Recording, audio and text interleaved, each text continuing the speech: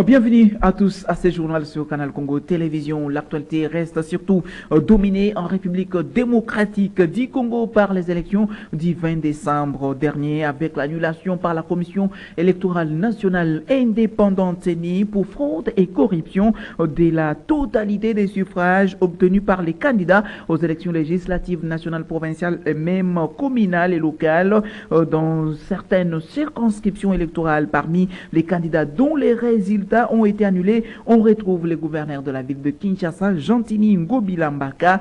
Cette décision prise par la CENI a été rendue publique, lue par le rapporteur Patricien Seya. Suivez. Manouanina Kyumba Nana, UDPS Tshisekedi, fraude, corruption, vandalisme de matériel électoral, incitation à la violence et détention illégale des DEV. Boutamutu Luanga Charles, ACP A, fraude, vandalisme de matériel électoral, incitation à la violence et détention illégale des DEV. Mbengi Ngankuku Gabi, Abar A UNC, fraude, vandalisme de matériel électoral, incitation à la violence et détention illégale des DEV. Lolinga Kwako Aimé Francis, UDPS Tshisekedi, fraude, vandalisme de matériel électoral, incitation à la violence et détention illégale des DEV. L'Enfel Lafo Yav Freddy Faustin, AB, fraude, corruption, vandalisme de matériel électoral, incitation à la violence et détention illégale des DEV. Barwani Ziambi Polydor, ACRN, fraude, vandalisme de matériel électoral, incitation à la violence et détention illégale des DEV. Binanou Mansi Janou, FPAU, fraude, corruption et détention illégale des DEV. Sasa Bungu Marinelli, ACPA, fraude et corruption. Pembe Lueba Tatiana, ADIP, fraude, corruption, vandalisme de matériel électoral, incitation à la violence et détention illégale des DEV. Ngobila Mbaka Gentini, ACPA, fraude, vandalisme de matériel électoral, détention illégale des DEV. Chomba Tundu Colette, FPAU, fraude, corruption, vandalisme de matériel électoral, détention illégale des DEV. Singi Pululu Cerveau Pichou. Et juste après cette communication de la Commission électorale nationale indépendante, les réactions des invalidés ne se sont pas fait entendre, en tout cas la plupart ni les faits, mais nous vous invitons à suivre quelques réactions compilées dans ces papiers de Gisèle Etoukou. Quelques heures seulement après l'invalidation des candidatures aux législatives nationales par la Commission électorale nationale indépendante pour fraude, incitation à la violence envers les agents électoraux et actes de vandalisme de matériel électoral, les réactions des concernés ne sont pas fait attendre. Colette Chomba, rapporteure adjointe de l'Assemblée nationale, a laissé parler sa tristesse sur X. « Je garde ma dignité, je fais la politique pure et dure et je n'ai pas besoin de me rabaisser pour obtenir de voix. Ça ressemble à une chasse à l'homme, seul Dieu est le juste juge », écrit-elle. Invalidée également par la CENI pour fraude électorale, Kiki Moulumba, qui nie toutes les accusations de la CENI, promet d'attaquer la centrale électorale devant les tribunaux ce lundi 8 janvier 2023. Les militants du parti du gouverneur Gentini Ngobila ont organisé une manifestation sur l'avenue Ngouma à Macampagne pour protester contre l'invalidation du gouverneur de la ville par la CENI.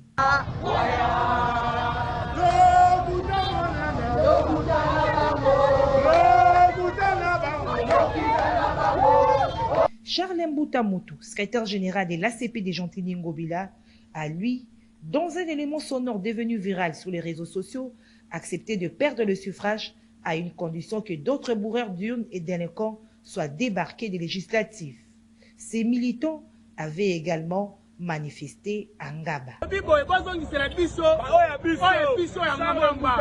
Dans le sonore de Charles Mbutamoto, le secrétaire général de l'UDPS, Augustin Kabouya, d'affirmer dans un communiqué de presse qu'il lance un défi à quiconque d'apporter la preuve aux autorités électorales ou judiciaires qu'il a été auteur des actes de perturbation du processus par bourrage d'urnes ou autres, d'en préciser le lieu, commune, bureau ou centre de vote et les temps, et ce, en dehors 72 heures. Si les preuves apportées se présentent avérées, au nom de son honneur et la dignité de son parti et du combat de père fondateur, il démissionnerait de ses charges de secrétaire général de l'UDPS. Pour sa part, l'Union pour la nation congolaise, via son secrétaire général Billy Kambale, a dans une communication via X déclaré se désolidariser de tous ces candidats qui se sont illustrés dans la fraude et demande ainsi à la CENI d'aller plus loin pour décourager ces antivaleurs. Le député national Sambo Kolombe s'est dit surpris à l'instar de ses électeurs de voir son nom figurer sur cette liste des délinquants électoraux. La commission électorale, dit-il, ne saurait apporter aucun fait qui prouve ses griefs. Pour l'ONG La Voix de Sans Voix pour le droit de l'homme, les membres du gouvernement central, les gouverneurs de province, les ministres provinciaux ainsi que les députés et sénateurs doivent démissionner de leurs fonctions officielles pour permettre à la justice de mieux faire son travail. La VSV jette de fleurs à la CENI qui, selon elle, a suivi les recommandations de nombreux observateurs. Au total, 88 candidats députés ont été invalidés sur cette liste de la Commission électorale nationale indépendante. Et sachez en plus bref que de requêtes, des contestations, des contentieux électoraux et surtout sur les résultats de la présidentielle du 20 décembre 2023 débutent ce lundi 8 janvier 2024. En effet, dans un extrait des rôles, le greffier en chef invite les auteurs des requêtes déposées à savoir Terre d'Angoy et David Eché à une audience dans la salle Marcel Yaou de la Cour des cassations à 11h précises. Nous continuons toujours ce journal avec la réélection du chef de l'État Félix-Antoine Tshisekedi Tshilombo qui a suscité quand même quelques réactions. C'est bien le représentant légal de la communauté islamique en République démocratique du Congo, la Comico, Tchèque Youssouf Djibondo Kapiepie, qui a au nom de tous les fidèles musulmans représentés en RDC, présenté ses vives félicitations au chef de l'État Félix-Antoine Tshisekedi Tshilombo. Suivez-les dans ses propos recueillis par Gisèle Etoukou. Bismillahirrahmanirrahim. Excellence, Monsieur le Président de la République, chef de l'État. C'est au nom de la communauté islamique en RDC et des fidèles musulmans que les représentants légaux de la Comico, Cheikh Youssouf Djibondo Kapiepie, présentent ses vives félicitations au chef de l'État Félix-Antoine Tshisekedi Tshilombo pour sa réélection à la tête du pays. Bismillahirrahmanirrahim. Excellence, Monsieur le Président de la République, chef de l'État, avec l'expression de nos hommages les plus déférents. Louange à Allah, Maître de l'univers et du jour dernier. Que sa grâce et sa bénédiction soient sur notre prophète Mohammed sallallahu alayhi wa sallam, sa famille et ses compagnons et tout celui qui suit ses traces. Qu'il nous soit permis de venir auprès de votre autorité vous adresser ces messages. Au nom de la communauté islamique en République démocratique du Congo, à l'occasion de votre réélection en tant que président de la République, chef de l'État, au nom des fidèles musulmans de la République démocratique du Congo et à mon nom propre, nous vous présentons nos vives félicitations. Votre réussite avec distinction aux élections du 20 décembre 2023 constitue l'espoir que le peuple congolais retrouve en votre personne partant des thématiques que vous avez développées lors de votre campagne. L'unité, la sécurité et la prospérité. Pour ce faire, nous prions le bon Dieu puisse vous accompagner et vous faciliter en vue de renforcer l'unité du peuple congolais, de faire régner la paix sur toute l'étendue de la République démocratique du Congo et diriger le pays vers un avenir prospère. Et les mouvements de réveil de la jeunesse congolaise MRJCO à travers son président national John Mbayantita félicite le chef de l'État Félix-Antoine Tshisekedi Tshilombo pour sa réélection à la tête du pays. Cette brillante victoire pour lui et aussi il félicite également l'équipe de la Commission électorale nationale indépendante, la CENI, pour avoir tenu à organiser les élections dans les délais suivis.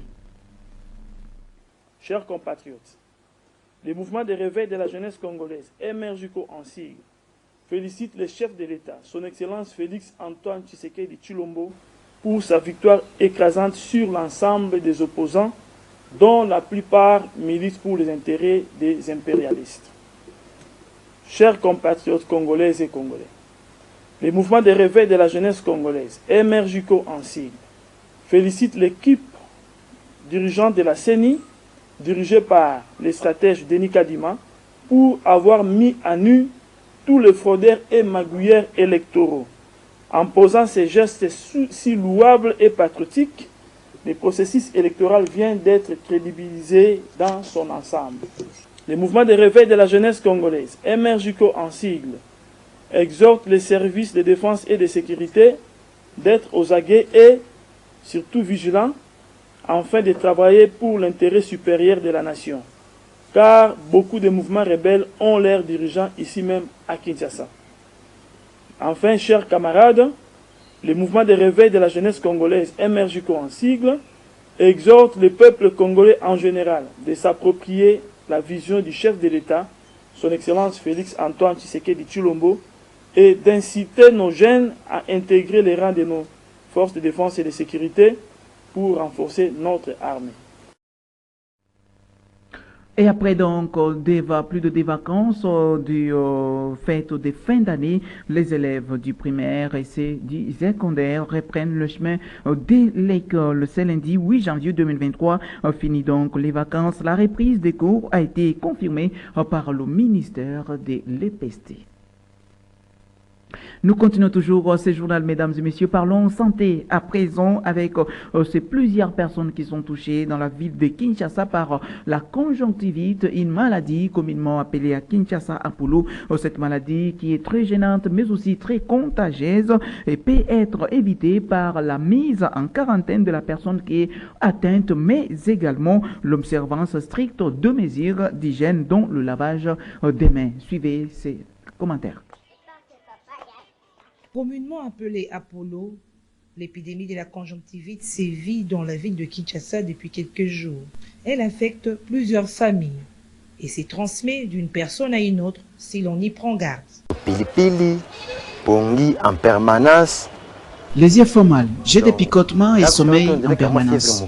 J'ai également ressenti comme une petite fièvre. Et je ne sais pas si c'est parmi les symptômes de la conjonctivite. Par mesure de prudence, j'ai quand même pris des paracétamol. Le fait de voir que plusieurs personnes ont contracté cette maladie, je n'ai pas hésité à confirmer que je suis contaminé. Et j'ai directement pris des précautions en mettant des produits. Il y a quand même un changement. Je suis déjà à mon 4e jour. Je l'ai contracté à partir de mon enfant que je porte. J'ai très mal dans un œil comme si j'avais une plaie. La maladie tombe vers la fin, mais cette maladie est difficile à supporter. Elle a touché toute ma famille. Cette maladie irrite l'œil et entraîne une inflammation de la membrane recouvrant la face antérieure de l'œil et à l'intérieur des paupières. Pour soigner la conjonctivite qui survient principalement dans les régions à forte densité de population avec un climat tropical et humide, les méthodes sont simples et accessibles à tous. La conjonctivite, c'est une inflammation des conjonctives causée par un virus, une bactérie ou soit une allergie. Comme les symptômes ou les signes, nous avons écoulement de l'amoiement. L'amoiement dans ces termes techniques. Et on peut avoir des yeux rouges, rougeur des yeux, rougeur oculaire. Et on peut aussi avoir des sécrétions purulentes au niveau des yeux. Parfois le matin, un enfant peut se réveiller le matin, les yeux collés. Donc il ne sait pas comment ouvrir les yeux. C'est ça l'écoulement des yeux ou les sécrétions purulentes au niveau des yeux le matin. La conjonctivite se soigne d'une manière très brève. On peut d'abord commencer par le nettoyage avec l'eau physiologique. Vous nettoyez sérum physiologique ou eau distillée. Vous nettoyez après avoir fini à nettoyer les yeux et vous mettez un antibiotique au killer, un collyre que vous pouvez choisir. Vous pouvez prendre même un tétracycline ophtalmique, vous mettez et au fil de 2 ou 3 jours, ça va disparaître. Dans la plupart des cas, la conjonctivite est sans danger pour la vision si on prend toutes les mesures pour prévenir. Une bonne hygiène de vie est nécessaire pour éviter la propagation de ce genre de maladies, surtout dans les endroits où il y a de grands rassemblements. En sport, les léopards de la RDC ont fait jeu égal des 0-8 partout avec les Palancanegra de l'Angola. C'est samedi 6 janvier 2023 au Chaba Balali Stadium de Dubaï aux Émirats Arabes Unis où la sélection congolaise est en train de préparer la phase finale de la Coupe d'Afrique des Nations, la CAN 2023 qui débute ce 13 janvier 2024. Suivez. Malgré des multiples occasions créées de part et d'autre, aucune de ces deux équipes n'a réussi à ouvrir les scores.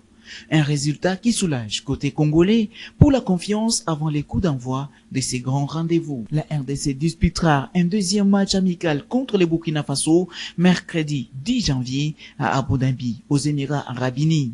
Lors de la phase des groupes de la CAN, les Léopards affronteront la Zambie le 17 janvier, le Maroc le 21 et la Tanzanie le 24 janvier courant dans les cadres de la phase des poules. Les sélectionneurs de la RDC, Sébastien Desabre et son staff travaillent dans l'objectif d'amener la RDC sur les toits du continent à l'issue de cette compétition. Voilà qui met fin à ce journal. Merci à vous de l'avoir suivi. Bonne suite des programmes sur Canal Congo Télévision. Au revoir.